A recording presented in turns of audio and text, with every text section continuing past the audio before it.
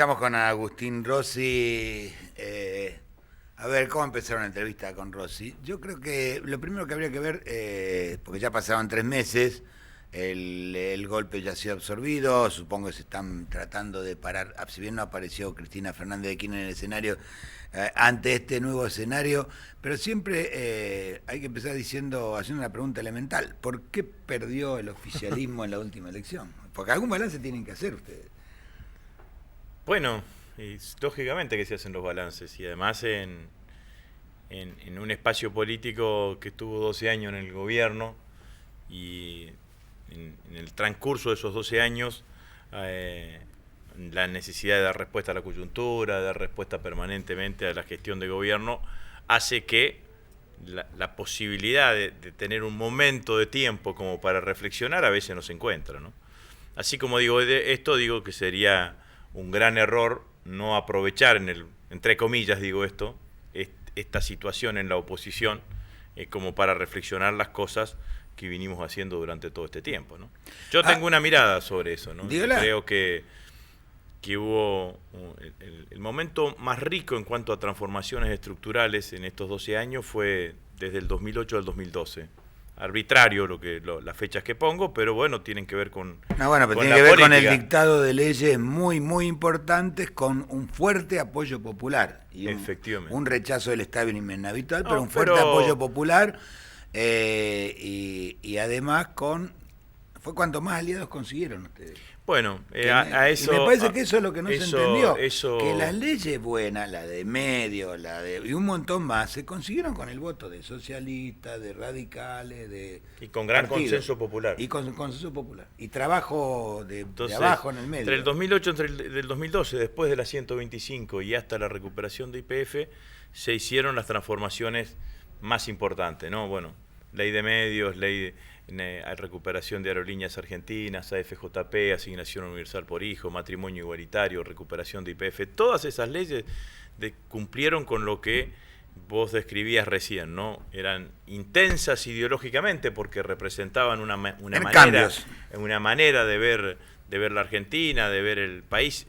claramente significativas en cuanto a lo que nosotros llamábamos el modelo, pero pudieron ser también diversas, plurales y lograron consenso. Entonces, a mí me parece que esa situación nos llevó al 54% de los votos que sacó Cristina en el año 2011. Y que en el último tiempo seguimos manteniendo la misma intensidad, pero logramos menos diversidad y menos consenso en términos generales. Entonces, quizás ahí hay que poner la mirada. Yo hace tiempo que vengo diciendo esto.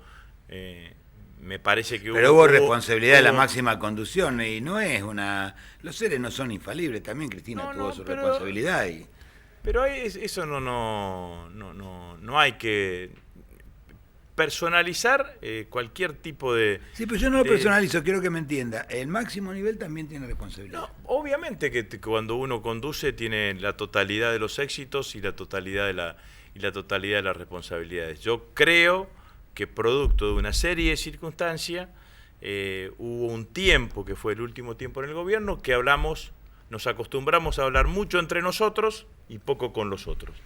Y que hoy el desafío es hablar con los demás. Una reflexión que yo ni siquiera la llamo autocrítica, porque esto es lo que nos tiene que guiar hacia el futuro. El Frente para la Victoria, el Partido Justicialista, que es la principal fuerza opositora, lo que tiene que hacer es trabajar en la oposición generando consensos, porque tenés un proyecto hegemónico como el proyecto de Macri, que no solamente quiere liderar el oficialismo, sino que también se indica quiénes son los opositores. A esos opositores los llama opositores responsables u opositores inteligentes. Los opositores responsables u inteligentes devuelven la gentileza diciendo yo quiero que a Macri le vaya bien, poniéndose en una cuestión de estadista, digamos, por sobre todas las cosas, cometiendo una gran falacia, porque cualquier político argentino lo que tiene que decir es yo quiero que al pueblo argentino le vaya bien, no que le vaya bien a nadie en términos particulares. Ese proyecto hegemónico hay que oponerle consensos opositores que antagonicen, que interpelen a este proceso político, ¿no? Yo no creo, como se suele decir, sobre todo en las redes sociales, que son un espejo tan deformado como los medios de lo que se piensa por allí, porque forman parte de un grupo, no creo que haya gente arrepentida de haberlo votado a Macri. Como tampoco creo que haya gente arrepentida de haberlo votado a Scioli. Cada uno está en sus 13 allí parado. Y esto es una cuestión que no tengo la menor idea de cómo se va a solucionar. A mí me parece que lo que uno no puede sacar como definitivo es el resultado del balotaje. El resultado del balotaje, una interpretación lineal de ese resultado te puede llevar a engaño, digamos, ¿no? A mí sí me parece que hay un núcleo de la sociedad que acompañó, si se quiere, un 30%, que acompañó decididamente a nuestro gobierno durante los 12 años. Hay un núcleo de la sociedad que acompaña decididamente al gobierno de Mauricio Macri, y después hay una cantidad de sectores que pueden votar a Macri, que pueden votar a Scioli, que serán los menos convencidos de los que votaron a Scioli y los menos convencidos de los que votaron a Macri, que hoy tendrán una actitud expectante. Lo que sí está claro que las expectativas previas del gobierno de Macri empiezan a encontrar señales de la realidad política y económica que no tienen que ver con esa expectativa previa. Esta idea que decía Macri, llego yo al gobierno y llueven los dólares en la Argentina, no fue así.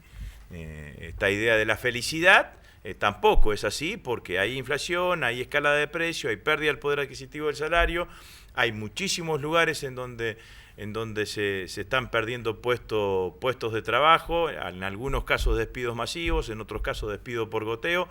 Estuve esta semana en Buenos Aires, me reuní con 2 encuestadores importantes que miden desde hace 2007-2008 un indicador que es el temor a perder el empleo. Empezó a aparecer se había mantenido constante desde el 2007-2008 hasta el 2011. Ahora empieza, desde noviembre, de diciembre del año pasado, empezó a crecer. Pac. Entonces, esta es una situación nueva, que preocupa porque la realidad es que el cúmulo de políticas económicas que tomó el gobierno han sido políticas económicas que han favorecido a los sectores exportadores y que han depreciado el mercado interno y el consumo, que ha sido la gran generadora de empleo y de crecimiento económico en estos últimos tiempos. Entonces, obviamente que hay en aquellos que votaron con expectativas al gobierno de Mauricio Macri, por lo menos un signo de interrogación hoy, no tengo ninguna duda, ¿no? Sí, pero no digo, está arrepentido de decir, uy, qué macana que mandé, todavía no hay. Me parece que sería un mal diagnóstico creer en eso. Si hay preocupación, no, obvio. ¿Usted cree que esto se estrella, no?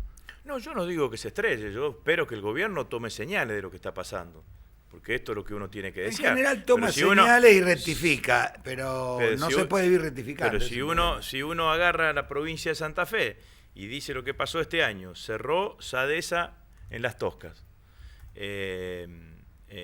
cerró un frigorífico en Totoras, cierra la ex Arcing en Fray Luis Beltrán, 400 trabajadores. Basali y una subsidiaria de Basali con problemas en Firmat.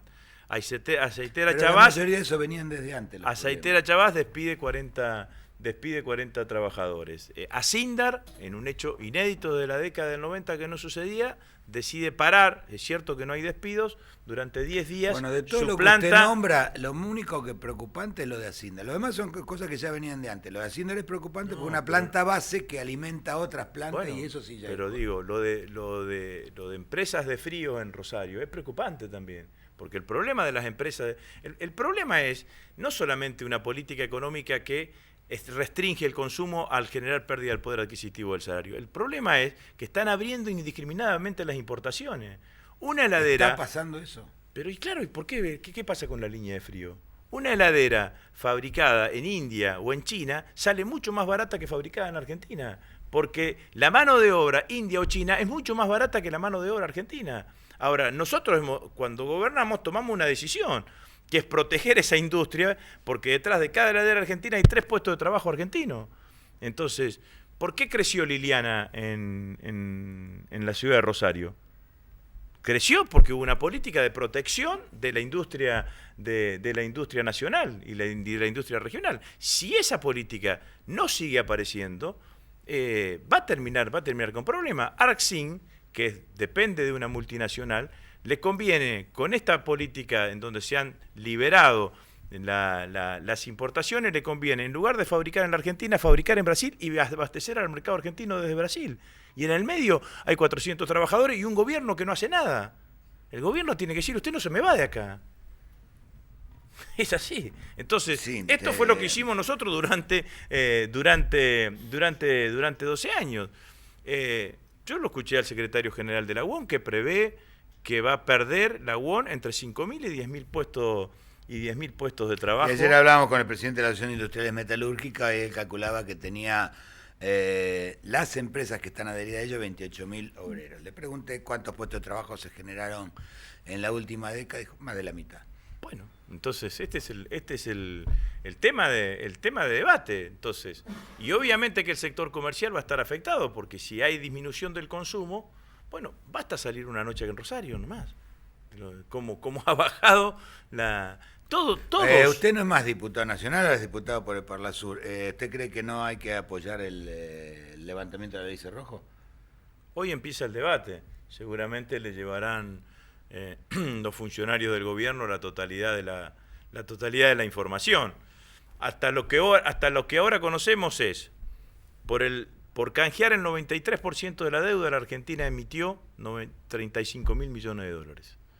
Por el 7% restante, la Argentina va a emitir deuda por 20.000 millones de dólares. Es decir, que no es una renegociación. Logramos para el 93% un 67% de quita.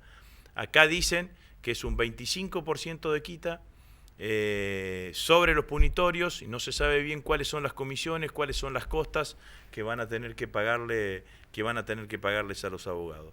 Pero además de una mala renegociación, hay un peligro que el gobierno no puede garantizar, que es que este 93% que ingresó voluntariamente y que aceptó una quita del 67%, al pagarle a Singer lo que le estamos pagando, mañana no se presente ante algún juez en Estados Unidos, en Europa o en cualquier lugar, y ese juez le diga, páguenle igual que lo que le pagaron a Singer. Bueno, entonces, si eso sucede, la deuda externa argentina... Griesa se jubila, si no podrían ir al mismo jugado de Griesa. La deuda externa argentina aumenta en 200.000 millones de dólares. Entonces estamos en una etapa de ingresar en una etapa de sobreendeudamiento externo. La Argentina las vivió en los últimos años. Eso fue lo que condicionó la democracia, el reinicio de la democracia y el gobierno de Raúl Alfonsín, y lo que originó fundamentalmente la crisis del 2000-2001. Entonces, la verdad es que a prima facie, por la información que uno cuenta hasta ahora, la mirada es una mirada crítica sobre lo que está haciendo el gobierno, ¿no? La última pregunta, porque usted ha sido ministro y ha transitado muchos escenarios internacionales. Ayer subió la bolsa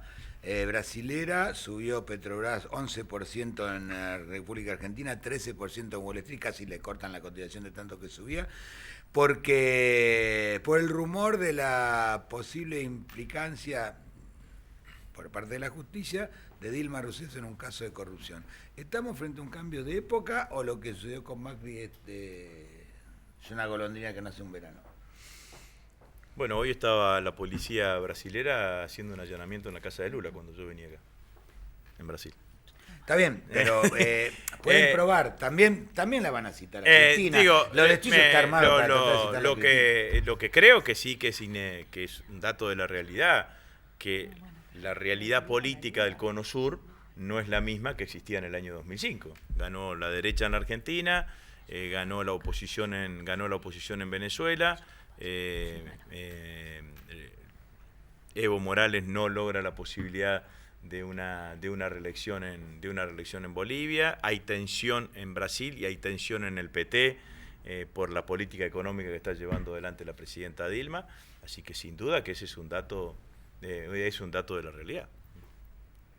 Y con la realidad no se puede hacer nada, sino hay que tratar de modificarla. Para tratar de modificarla hay que trabajar, hay que generar ideas, generar consensos, generar políticas, generar propuestas, ser amplio, convocar.